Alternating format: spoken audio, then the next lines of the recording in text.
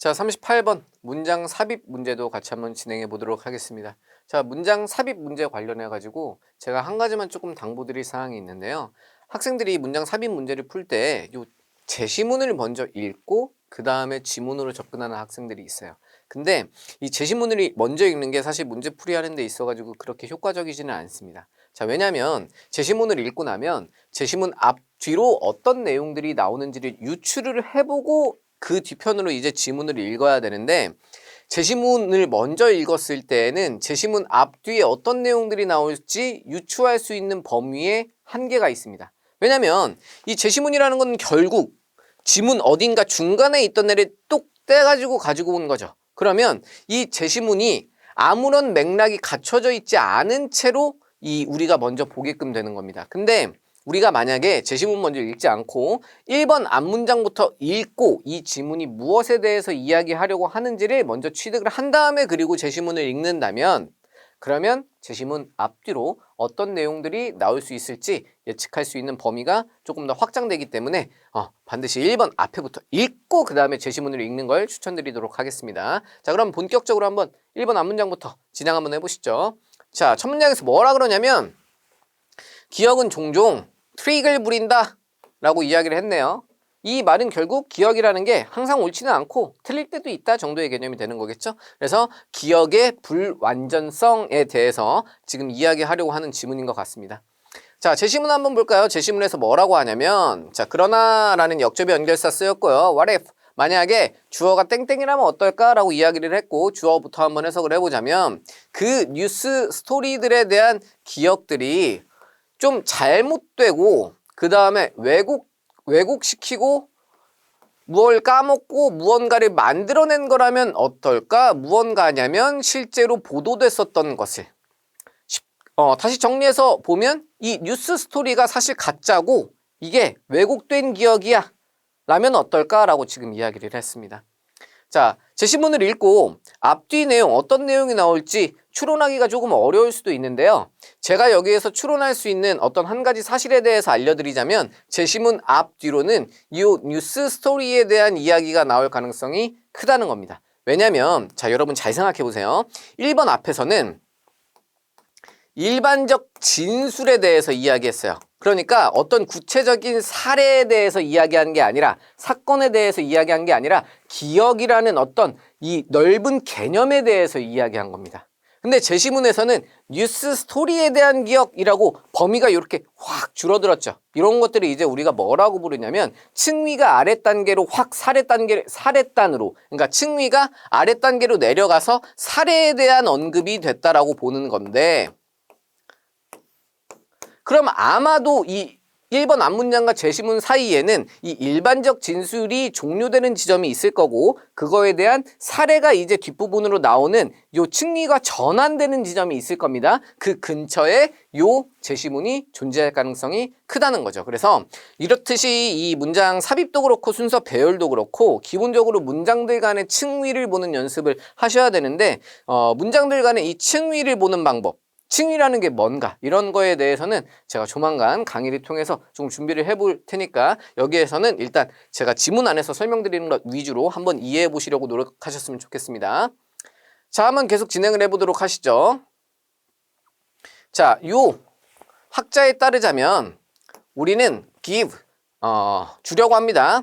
보장되지 않은 중요성, 기억에 있어서 어떤 기억이냐면 가장 선명하고, 그리고 그러므로 가장 뭔가 다시 되돌리기에 좋은, 되돌릴 이용 가능성이 있는 그런 기억들에 너무 보증되지 않은 중요성을 부여한다라고 이야기를 했습니다. 그러니까 예를 들어서 내가 어제 뭐 했지? 라는 거를 기억을 해볼 때 나한테 되게 선명하게 남은 기억들 위주로 떠오르지, 일상적으로 여기 뒤편에서 이야기하죠? 일단 여기 문장 마무리를 해석을 해보고 다시 한번 설명을 드려볼게요. 자, 우리의 기억은 이걸 easy, 쉽게 만든다라고 이야기를 했고, 여기 감목 적어붙고 뒤편으로 지금 진목 적어 따라 붙죠. 뭘 쉽게 만드냐면 to remember, 기억하는 것. 뭘 기억하냐? unusual, 특이하고 충격적인 사건을 기억하는데, 이 the many events, 별로 특이할 거 없이 일상적이고 지루한 이벤트는 기억을 못하는 거. 요걸 우리의 기억은 쉽게끔 만든다라고 이야기를 한 겁니다. 그러니까 인상 깊은 것만 기억에 난다라는 거죠. 그러다 보니까 그 과정에서 생기는 기억에 오류가 있다라는 이야기로 그 1번 앞문장, 다음 문장, 두 번째 문장으로 이어진 거라고 볼 수 있겠습니다. 그럼에도 불구하고 1번 뒷문장이 지금 개념에 대해서 이야기하고 있다는 거 충분히 알 수 있겠죠? 아직 사례가 등장하기는 전입니다. 자, 계속 한번 끌고 가보도록 하겠습니다. 자, self-serving bias. 자, bias라는 단어 아시죠? 편향, 한쪽으로 쏠려 있다라는 의미가 되는데 self-serving이라는 건 스스로에게 도움이 되는 편향, 그러니까 나를 유리하게끔 만드는 편향, 그게 작용한다라고 이야기를 했습니다. 왜냐하면 요 연구자가 관측한 것처럼 많은 처리 과정들이 있기 때문에 기억에 대한 처리 과정이 있기 때문이라고 그랬고, 어떤 기억이냐면 편향될 수 있는 내가 원하는 결과, 환영받는 결과를 만들어내기 위해 편향될 수 있는 기억에 많은 처리 과정이 있기 때문에 스스로에게 도움이 되는 방향의 편향들이 작용한다라고 지금 이야기를 했네요. 아주 흔한 상황이죠. 자, 기억이라는 게 불완전해. 기억은 나에게 인상 깊은 방식으로 보통 남고 나한테 도움이 되는 방식으로 남아. 그래서 어찌 보면 1번 뒤편으로 지금 첫 번째로 기억이 불완전한 이유가 나온 거고, 첫 번째 이유 그리고 두 번째 이유가 나온 거라고 보시면 되겠습니다. 첫 번째 이유는 뭐냐면 기본적으로 우리가 생생한 것만 기억을 해. 두 번째 이유는 뭐냐? 나 유리한 대로 사용한다는 거야, 기억을. 경험 있으신지 모르겠지만 여자친구, 남자친구 만나다가 막 싸워. 그래가지고 어떤 하나의 논점에 대해서 싸우죠. 너 어제 나한테 왜 그렇게 말했어? 남자친구가 얘기하지. 나는 그렇게 얘기한 적 없는데? 한 명은 기억하고 한 명은 기억을 못하는 거야. 사실 누가 진실을 이야기하고 있는지는 둘 다 모릅니다.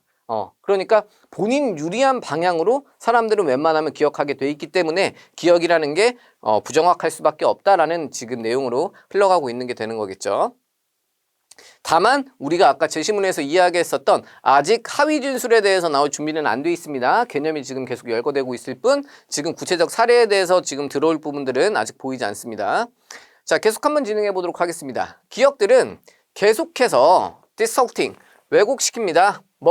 자기한테 유리한 방식으로 계속해서 왜곡된다라고 이야기를 해서 앞문장이랑 같이 내용이 붙기 때문에 지금 2번 자리는 들어올 자리가 없겠죠. 자, 최근 연구가 argues, 주장한다라고 지금 이야기를 했네요. 뭘 주장하냐면 이 인지적 편향의 몇 가지 형태가 cause, 이 왜곡을 유발한다. 어디에서의 왜곡이냐면 기억을 retrieving, 저장하고 기억을 되살리는 데 있어서 왜곡을 유발한다라고 최근 연구가 주장한다라고 이야기를 했습니다. 그러면 3번 뒷문장도 결국 인지적 편향, 나한테 유리한 방향으로 생각하는 게 기억을 저장하고 되새기는 데 있어서 다시 꺼내는 데 있어서 오류를 유발한다라는 앞 내용과 지금 같이 매칭이 되는 내용이기 때문에, 그리고 아직 개념에 해당하고 사례가 지금 들어올 자리가 아니기 때문에 3번도 지금 정답이 되기가 조금 어렵다고 할 수 있겠죠. 자, 그것에 대한 결과로 이것은 어디에 영향을 미치다라는 표현을 썼죠? 이 논제 설정에 대한 이론들에 영향을 미치고 그 다음에 이걸 준비하고 여기에 프레이밍을 하는 데 있어가지고 영향을 미친다라고 이야기를 했습니다. 그래서 그 뒤편으로 콤마 위치를 통해서 수식어를 추가적으로 붙었는데요. 그리고 이것들은 argue, 주장한다라고 이야기를 했죠. 뭘 주장하냐면 어떻게 사람들이 그 뉴스에 반응하는지가, 그러니까 사람들이 뉴스에 반응하는 방법이 강력하게 영향을 받는다. 뭐에 의해서 영향을 받냐면 가장 쉽고 뭔가 편안하게 접근할 수 있는 것들에 영향을 받는다. 그들의 기억으로부터 제일 쉽게 꺼낼 수 있는 것에 강력하게 영향을 받는다라고, 그리고 그것들은 주장한다라고 해서 이 콤마 위치에 생략된 주어는 앞문장 전체라고 보시면 되겠습니다. 자, 그럼 우리가 여기에서 알 수 있는 건 지금 4번 뒷문장에서 뉴스에 대한 사례가 처음 나온 거야. 여기서 하위 개념이 처음 떨어진 겁니다.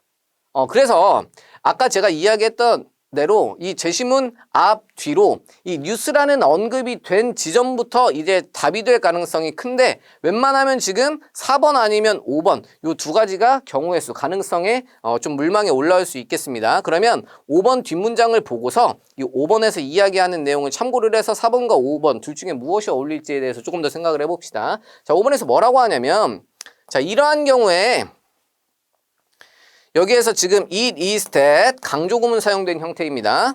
그래서 일단 it is that 제외하고서 해석을 해보자면 어떤 개인적인 마음에 있어서의 기억의 조작이 이 아젠다를 프라임 준비시키고 이 아젠다의 틀을 맞추고 이 아젠다를 설정시킨다라고 했죠. 뭐 원래 가지고 있는 뉴스 스토리가 아니라라고 이야기를 했습니다. 자, 그래서 5번 뒷문장에서 이 such cases 이러한 경우라는 개념을 지금 만족을 시켜줘야 되는데 이러한 경우를 지금 이 5번 앞문장에서 제시문이 5번에 들어오지 않고 5번 앞문장에서 충족을 시킬 수 있을지에 대해서 한번 생각을 해보자면 충분히 어느 정도 가능해 보이기는 합니다. 왜냐하면 how 뒤편으로 뉴스에 사람들이 반응하는 방식이 쉽게 꺼낼 수 있는 정보에 의해서 영향을 받기 때문에 이 개인들에게 있어서의 기억의 조작이 이런 것들을 준비시킨다라는 게 논리적으로 아예 안 어울리는 거는 아니라고 할 수 있겠어요. 하지만 아까 이야기했듯이 지금 4번 뒤편에서 콤마 위치절 뒤편으로 이 뉴스라는 존재가 처음 언급되고 이 사위 개념으로 떨어지는